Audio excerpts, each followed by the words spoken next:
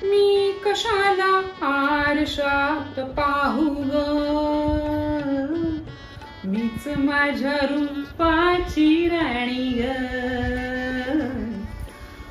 राणीच्या नावे असणारा आणि प्रत्येक राणीने गळ्यात घालावा असा हा राणीहार. नमस्कार, मी धनश्री परब, संचालिका धनश्री आर्ट ज्वेल्स. इतिहास दागिन्यांचा या सदरामध्ये आज आपण जाणून घेणार आहोत मोत्यांच्या राणीहार विषयी. मोत्यांचा राणीहार हा महाराष्ट्रातील पारंपरिक दागिना जो पेशवाई अलंकारामध्ये मोडतो. शिवकालीन दागिन्यांमधील हा अत्यंत महत्वाचा अलंकार जो मुख्यतः ब्राह्मण स्त्रियांमध्ये वापरला जाईल. राणीहार खरे तर राजस्थानी संस्कृतीचं प्रतिनिधित्व करतो.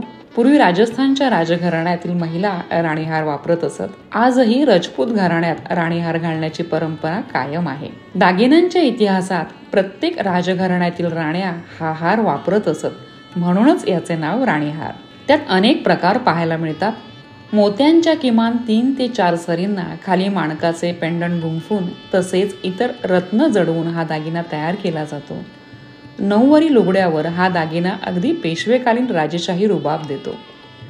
पैठणी साडीवर मराठमोळं सौंदर्य हा दागिना खुलवतो. भरजरी साड्या तसेच लेहेंग्यावर घालण्यासाठी कुंदनमध्ये 3 ते 5 लेअर असणारे राणीहार अगदी रजवाडी रॉयल लुक देतात, ज्याला नवरी मुलीची विशेष पसंती असते. मोत्यांचा राणीहार हा पैठणी साडी, कांजीवरम साडी, दाक्षिणात्य ओनम साडी, बांधणी साडीवर देखील उठून दिसतो.